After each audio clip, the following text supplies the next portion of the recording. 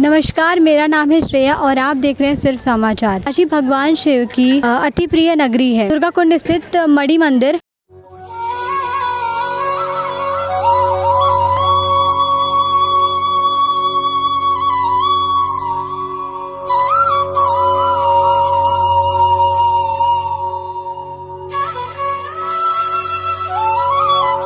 जगजीतन पांडे, महामंत्री, अखिल भारतीय धर्म संघ। इतिहास तो ये धर्म सम्राट स्वामी करपात्री जी के द्वारा स्थापित मंदिर है, परंतु ये एक छोटे स्वरूप में था और इतने बड़ा महापुरुष के हाथों द्वारा था, तो बहुत महत्व का मंदिर था।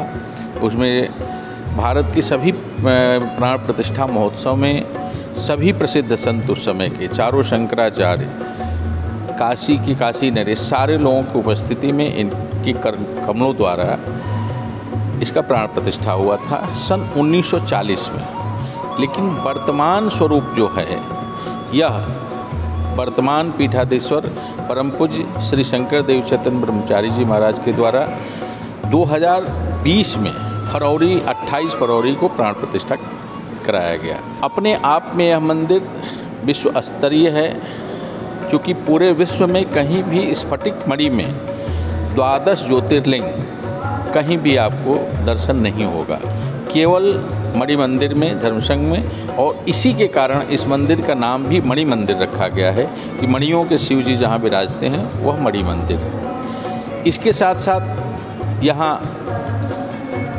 सनातन धर्म के जो आदिदेव कहे गए हैं भगवान शिव, तो उनके 151 नर्मदेश्वर शिवलिंग स्थापित हैं। और उन्हीं के साथ प्रथम पूज्य गणेश जी, गणपति जी यहाँ विराज रहे हैं, माता दुर्गा जी विराज रही हैं, लक्ष्मी गणेश जी विराज रहे हैं, भगवान सूर्य विराज रहे हैं, राधा कृष्ण जी विराज रहे हैं, अर्धनारीश्वर रूप में शिव जी विराज रहे हैं, पूरा शिव परिवार प्रतिमा है यहाँ विराज रहे हैं, हनुमान जी विराज रहे हैं। इन सबके साथ साथ परशुराम जी भी विराज रहे हैं। और मूल मंदिर तो रघुनाथ जी का है ही है, राम दरबार है ही है। इनके साथ साथ दुर्लभ तंत्र शास्त्र की देवियां हैं, बहुत महत्व की 10 महाविद्याएं। तो 10 महाविद्याएं भी यहाँ स्थापित की गई हैं, उनका भी आराधना हो रहा है। तो इस तरह की सारी चीज़ों को मिलाकर के यह मंदिर पूरे विश्व में अपने आप तरह का अद्वितीय है। पूरे विश्व में इस तरह का चमत्कारिक और सभी देव विग्रहों का स्थान जहाँ मिलता हो, ऐसा आपको देखने को नहीं मिलता। देखिए, धर्म सम्राट स्वामी करपात्री जी महाराज की एक ऐसी परिकल्पना थी कि एक ऐसा परिसर का निर्माण किया जाए, स्थापित किया जाए, जहाँ आने से लोगों को बताना न पड़े कि सनातन धर्म क्या है। सनातन धर्म के सारे पक्ष वहाँ उपस्थित हों मूर्त रूप में। तो सनातन धर्म में आवश्यक है कि एक देव मंदिर हो, प्रत्यक्ष देवता जिनमें सभी देवी देवताओं का वास माना जाता है। तो ऐसी हमारी गौ माताएँ हैं, तो इसलिए एक गौशाला का भी निर्माण कराए महाराज श्री। इस गौशाला की विशेषता यह है कि इसमें कोई भी विदेशी नस्ल की गौएँ नहीं, सब देसी नस्ल की गौएँ हैं और माता पिता के सरीखे इन लोगों की सेवा होती है।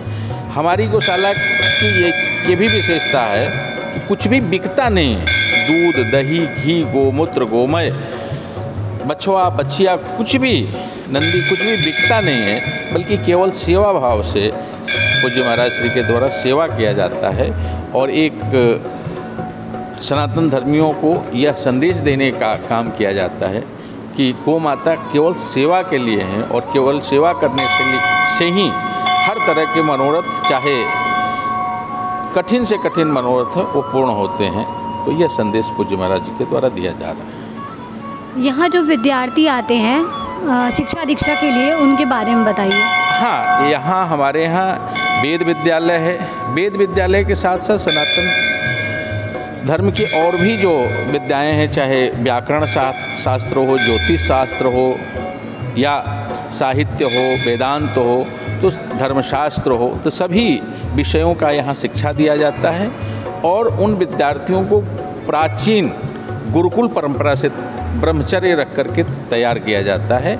इसका कोई भी शुल्क नहीं लिया जाता है, बल्कि भोजन, आवास, वस्त्र, ग्रंथ, पुस्तकें जो हैं, गुरुजनों का आशीर्वाद, सब कुछ निःशुल्क है।